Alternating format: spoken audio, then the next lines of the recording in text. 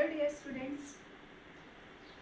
एक बार आइंस्टाइन, सबको पता है आइंस्टाइन की बहुत सारी कहानियाँ फेमस है, लेकिन उसमें से ये जो मुझे बहुत अच्छी लगती है मेरे स्टूडेंट्स को बताने के लिए वो ये है कि आइंस्टाइन का एक फॉलोअर, हम जिसे शिष्य बोलते हैं ना बेटा, वो शिष्य जो है वो एक बार आइंस्टाइन को पूछता है कि सर व्हाट इज सक्सेस, यश क्या है, सक्सेस क्या है, सफलता क्या है।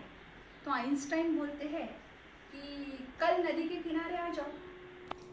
अब शिष्य है तो शिष्य है, ओबीडियंट है, और तब का ज़माना कि कितना फॉलो डिसिप्लिन थे, सारे के सारे ओबीडियंट थे। दूसरे दिन कहे हुए समय पे ये जो शिष्य है ये नदी के किनारे पहुंच जाता है। आइंस्टाइन वहाँ पे पहले से ही हाजिर होते हैं और फिर थोड़ी देर इधर की उधर की बातें होती है और ये पूछने के लिए क्या आया पता है आपको कि सफलता क्या है, व्हाट इज सक्सेस। और फिर आइंस्टाइन एकदम से बात करते करते क्या करते हैं कि ये जो उनका शिष्य है उसको पानी में ढकेल देते हैं। अरे इसको तो तैरना भी नहीं आता है, इसको ढकेल दिया, बेचारा पूछने के लिए आया था सफलता यानी क्या। थोड़े सिर फिरे है क्या आइंस्टाइन, ऐसा किसी के भी मन में आ सकता है। और फिर ये नदी में अब डूब रहा है, कोई बचा नहीं रहा, he is calling for help help help, save me, कोई नहीं बचा रहा है। अब यहाँ तक पानी आया, यहाँ तक पानी आया है, भगवान मैं तो मर जाऊंगा, कहाँ से आया ये आइंस्टाइन के पास मैं। और जब पूरी तरह से डूब रहा है तभी आइंस्टाइन उसके बाल पकड़ते हैं और उसको ऊपर उठाते हैं। ऊपर उठाने के बाद उसको पूछते हैं कि बेटा जब तुम डूब रहे थे, जब तुम मर रहे थे, तो तुम्हें सबसे ज्यादा जरूरत किस चीज की लगी। आप सोच रहे होंगे किस चीज की। यस, हाँ, किसी ने तो भी बराबर बोला, करेक्ट, ब्रीदिंग। वो बोलता है कि मुझे सबसे ज्यादा जरूरत ब्रीदिंग की लगी, ऑक्सीजन की, जो मुझे नहीं मिल रहा था। तो आइंस्टाइन बोलते हैं कि बस तुम्हारे सवाल का जवाब मिल गया। तुम्हारे सवाल का जवाब ये है कि ऐसा कभी होता नहीं है कि यार मैं तो आज ऑक्सीजन लेना भूल ही गया, सांस लेना भूल ही गया। जितनी जरूरत मरते हुए आदमी को ऑक्सीजन की है उतनी जरूरत जब तुम्हें सफलता की लगे तब सफलता तुम्हारे कदम चूमेगी। तुम्हें सफलता के पीछे भागने की जरूरत नहीं रहेगी, सफलता अपने आप तुम्हारे पीछे आएंगी।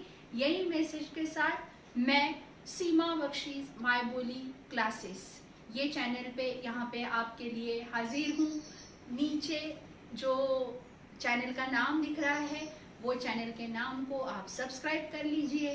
बेल बजाने के लिए होती है तो वे बेल बजा दीजिए, क्योंकि जब मेरा कोई नया वीडियो आएगा तो आपके लिए बेल बजेंगी वहाँ पे। और 9th स्टैंडर्ड के लिए आज मैं यहाँ पे आपको एक अभंग, ये नया है अभी, आपको 8th में ऐसा कुछ नहीं था, तो अभंग जो है वो पढ़ाने जा रही हूँ। लेकिन बेटा आज मैं मराठी में बात करूँगी, क्योंकि अगर मैं हिंदी में या इंग्लिश में बात करती हूँ तो वही तुम्हारे ध्यान में रह जाता है, तो इसलिए आज मराठी में बात करने की कोशिश करते हैं, ठीक है। हर अभंग, ठीक, पहा इथे तुम्हाला लिहिलेलं दिसतंय, भेटी लागी जीवा। सबसे पहले let me clear you one thing, that there is a huge difference between 8th end 9th। हर कोई बोलेगा बेटा अभी आपको, मैं भी वही बोल रही हूँ। तो अब लिटरेचर है तुम लोगों को, अब लिटरेचर में ये है अभंग। अभंग, भंग म्हणजे तुटणे, जो कधीही भंग पावत नाही असा अभंग। पहा, अभंगाचं नाव आहे, ही कविता नाही, याला म्हणतात अभंग। हा साहित्याचा प्रकार आहे, this is a type of literature that is called in Marathi abhang. भेटी लागी जीवा, कवी आहे संत तुकाराम।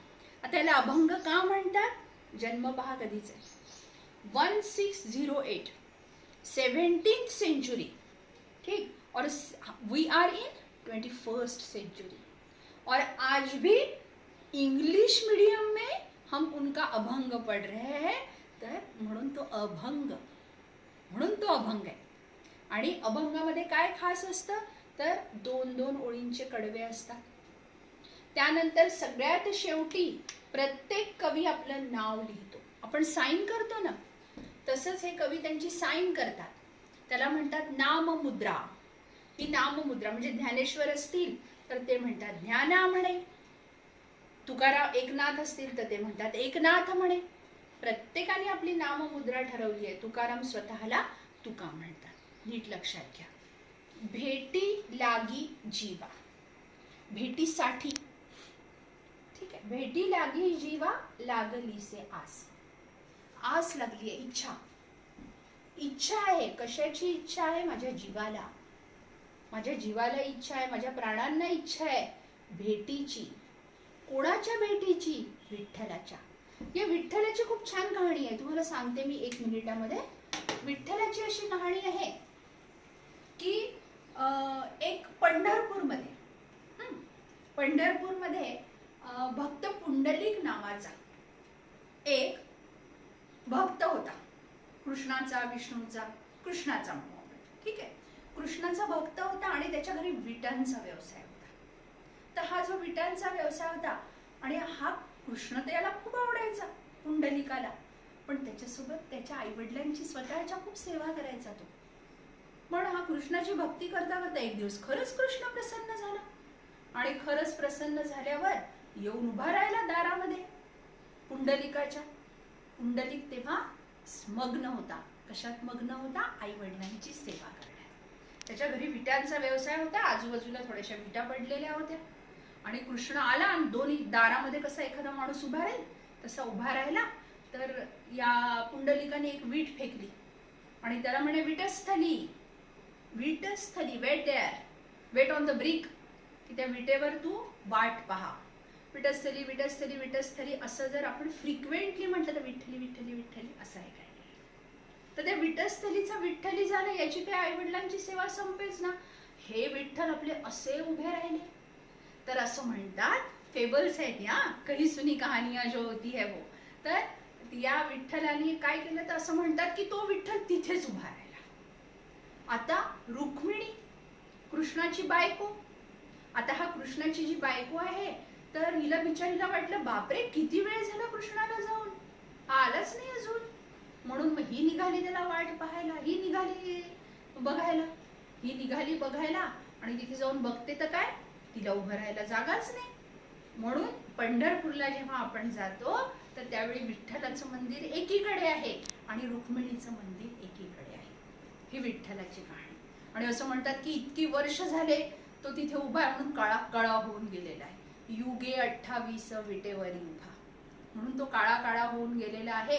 आणि रुक्मिणी दुसरीकडे आहे. काय प्रेम होतं त्या पुंडलिकाचं की विठ्ठल कृष्ण आला आणि त्याला नाव मिळालं विठ्ठली, विटस्थली.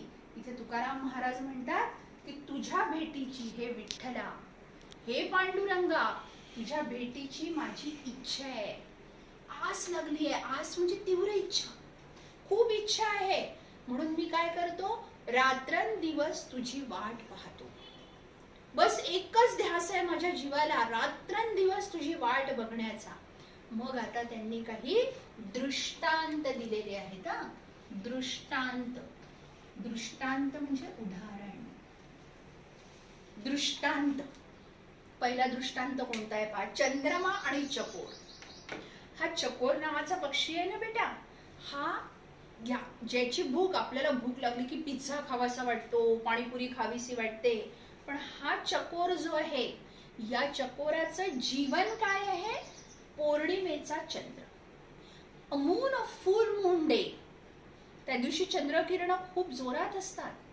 मग हा चकोर ते चंद्रकिरण पितो आणि चंद्रकिरण पिऊन काय करतो, स्वतःचं जीवन जगतो.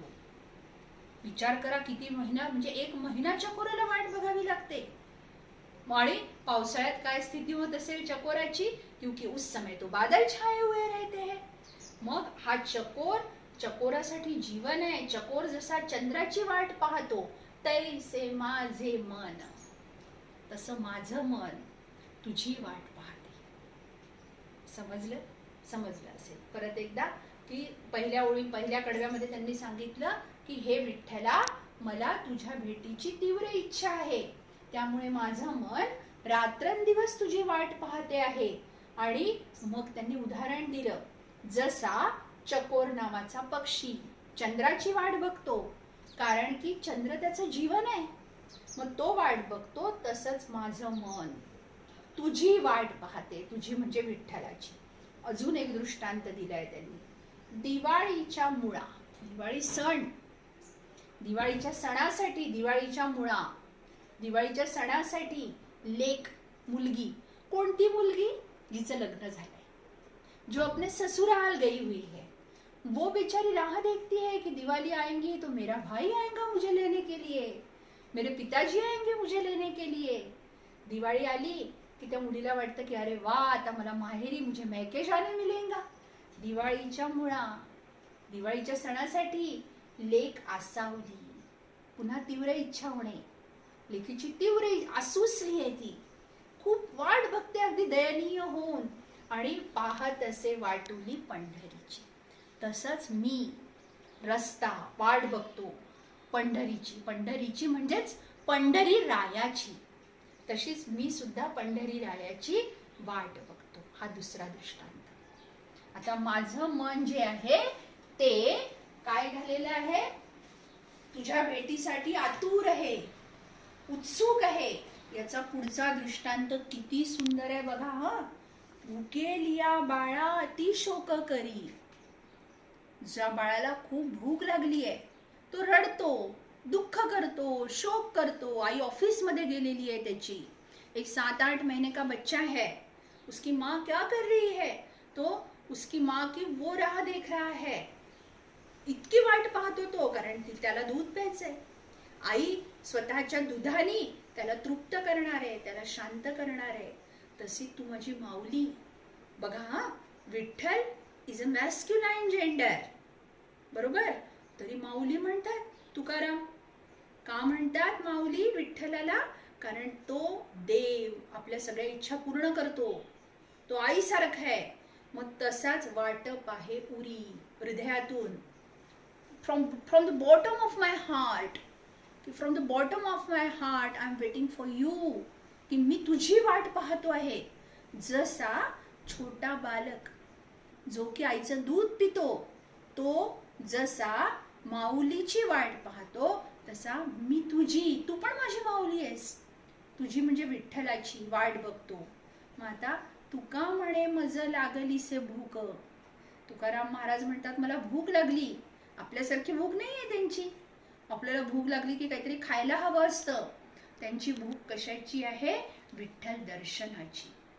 विठ्ठलाच्या दर्शनाची भूक लागली तर आता तू धाव परमेश्वरा, तू धाव आणि तुझं श्रीमुख, मुख म्हणजे चेहरा, फेस, पण इथे श्रीमुख, तुझं पवित्र मुख, तुझं पवित्र मुख मला दाखव. दावी, दावी म्हणजे दाखव. हे देवा दाखव मला. आता त्याच्याशिवाय चैन पडणार नाही, मला त्याच्याशिवाय विसावा नाही. आणि अशा प्रकारे तुकाराम महाराज विठ्ठल दर्शनाची ओढ या अभंगातून व्यक्त करतात. अभंगाचं नाव होतं आपल्या भेटी लागी जीवा. एकदा शॉर्ट मध्ये आपण बघू की शॉर्ट मध्ये असं आहे की या संत तुकारामांच्या अभंगामध्ये संत तुकारामांनी विठ्ठल दर्शनाची ओढ व्यक्त केली. ठीक आहे. ती जी ओढ व्यक्त केलेली आहे, ती ओढ व्यक्त करताना त्यांनी काही दृष्टांत दिले आहेत. सोपं एकदम, रिव्हिजन होते आहे तुमची. ते म्हणतात तुझ्या भेटीची माझी तीव्र इच्छा आहे, मी तुझी रात्रंदिवस वाट पाहतो. मग दृष्टांत चंद्र आणि चकोर. पहिला दृष्टांत, चकोर जसा चंद्राची वाट बघतो तसा मी तुझी वाट बघतो. दुसरं, दिवाळीच्या सणाला येणारी मुलगी, सासरी जी लग्न होऊन गेलेली आहे तिला माहेरी यायचंय, हा दुसरा दृष्टांत. तिसरा दृष्टांत, भूक लागलेला बाळ आणि त्याची आई. तसंच मग तिसऱ्या याच्यामध्ये, पाचव्या याच्यामध्ये ते शेवटी सारांश सांगतात की मला भूक लागली आहे तुझ्या दर्शनाची, तर तुझं पवित्र मुख जे आहे ते मला लवकरात लवकर दाखव. पहा आता पहिल्या याच्यात मला नाही वाटत कोणता कठीण शब्द होता. आस म्हणजे तीव्र इच्छा, चकोर नावाचा पक्षी आहे, पौर्णिमा म्हणजे पौर्णिमा, ठीक आहे, तैसे म्हणजे तसे, दिवाळीच्या मुळा दिवाळीच्या सणासाठी, आसावणे तीव्र इच्छा होणे, आसूसणे ज्याला म्हणतो, वाटुली रस्ता, वाट दोन्ही पण अर्थ होतो त्याचा. पुढे शोक म्हणजे दुःख, उरी म्हणजे हृदयातून, भूक माहिती आहे तुम्हाला सगळ्यांना, श्रीमुख म्हणजे पवित्र मुख, दावी म्हणजे दाखवी.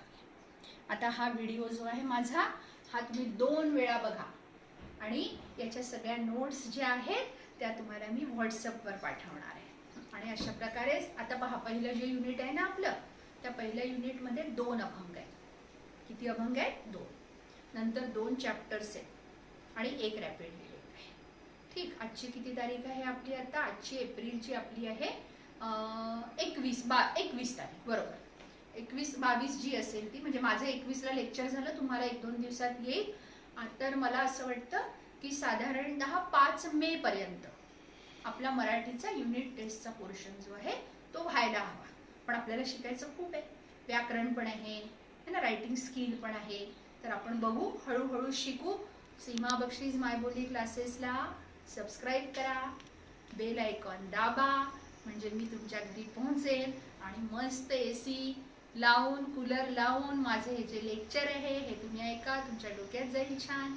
ठीक आहे, पुढच्या अभंगासाठी आपण भेटू. Thank you very much.